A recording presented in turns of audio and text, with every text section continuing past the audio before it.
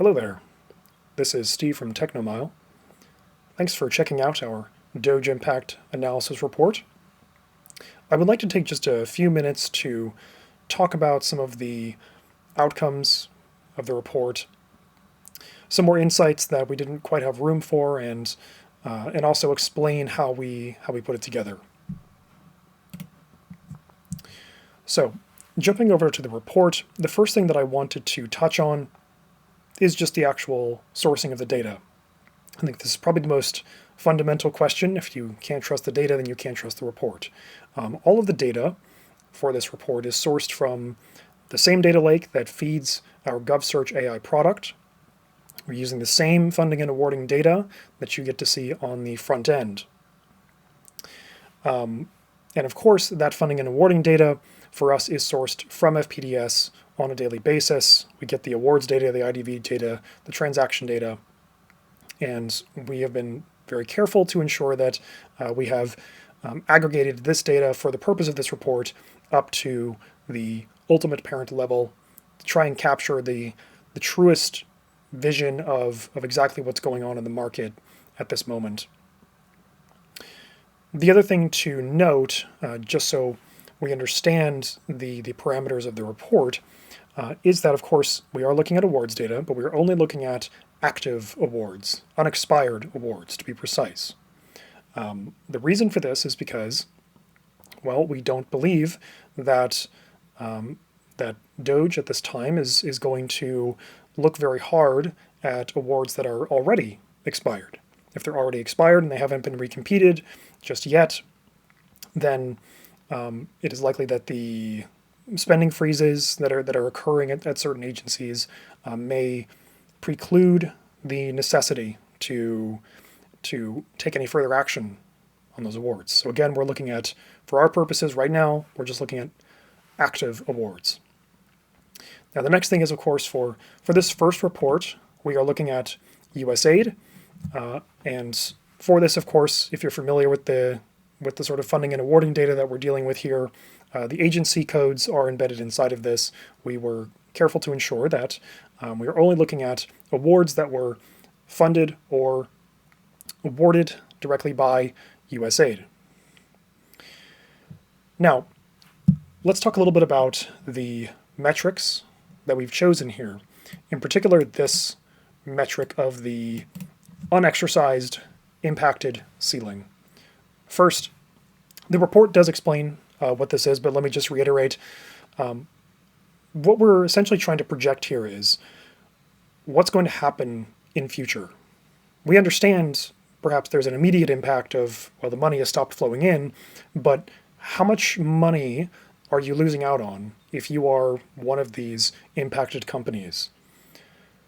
Not just today, but 2 years from now, 3 years from now, 5 years from now, right? These are both short-term and long-term contracts that are being potentially impacted here.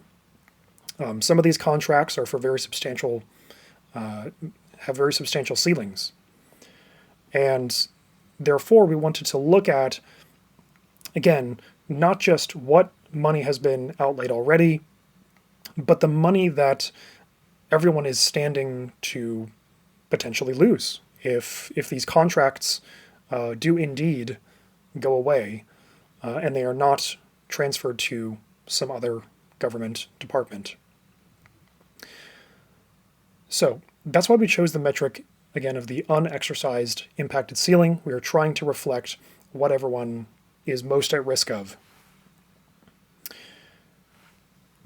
So now let's talk a little bit about the impact assessment over here. We do explain up here how we derive this impact assessment, but just to emphasize, this is a somewhat subjective measurement. We've sort of graded this in the sense that, 50%, if you are standing to lose, say, 50% of the future ceiling value of all of your awards, that is probably going to be a very high impact on your business. Likewise, we've sort of moved the scale a little bit downward here to where even 20%, 49% to 20% is still considered to be a high impact because, again, this is a very significant amount of future business to lose so quickly.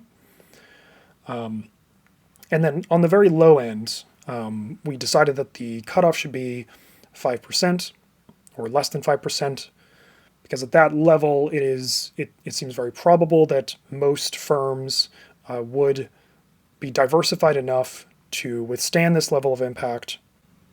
So I'd like to talk also a little bit about the numerical percentage impact score here as well. Some interesting takeaways you can derive from this, even within the ranges that we've provided here in terms of the impact assessment. For example, companies that you see with a very high impact score, one of the more obvious conclusions you can draw is that they have focused most of their attention, in this case, on USAID as a primary customer. They have not really diversified their customer base very much.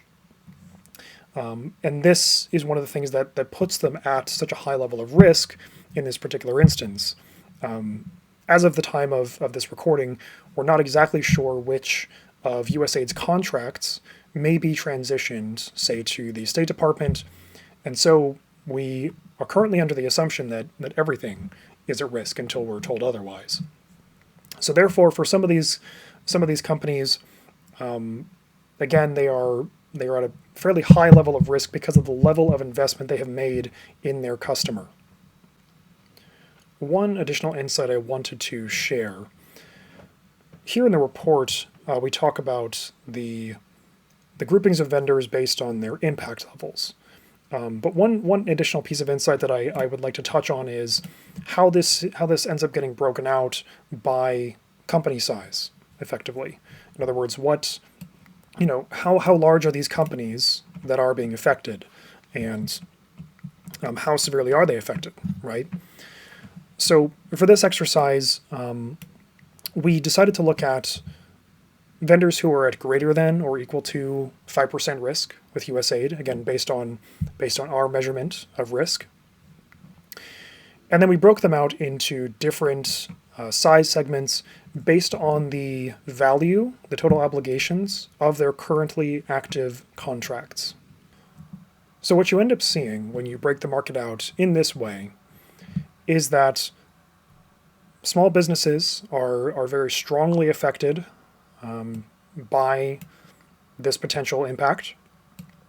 Within the size segment of 1 million to 10 million in obligations on active contracts, we're looking at about 94-95% of companies in that size range seeing some level of impact. Remember, that's at least greater than or equal to 5% impact. And at the $10 million to $100 million level, 85% of companies we're anticipating will be impacted. In the 100 million to 10 billion range, about 69% of companies in that range will be affected. And in the $1 billion plus range, just 36% of companies will be affected. Now, of course, one caveat just to keep in mind here is that these percentages are looking at vendors who have a non-zero risk with USAID. We're not looking across the entire market. We're looking at companies who have a non-zero risk with USAID. And so that 36% that I just mentioned, again, those are the $1 billion plus vendors who have at least some risk with USAID, but in this case, 36% have over 5% risk. And on that particular subject of the impacts on small businesses, the farther down you scroll in this report, it is sorted by the potentially impacted unexercised ceiling. And the further down you go, you'll end up seeing that most of the firms further down here are independent contractors, sole proprietorships, consultants. These folks end up tending to be the most impacted. You can see a lot of 100% impacts in here for sole proprietorships who have done essentially all of their work at USAID in this instance. The final thing I want to touch on is what's next. Well, depending on when you're seeing this, you might already know what we have released next, but just know that things are happening very quickly, and we're keeping an eye on the situation. We are tracking which agencies are getting impacted. We're tracking which contracts are being affected. We will be releasing more information on this as we learn it, as we aggregate the data, and as we gain a little bit more certainty into what's happening. Thanks very much. See you next time.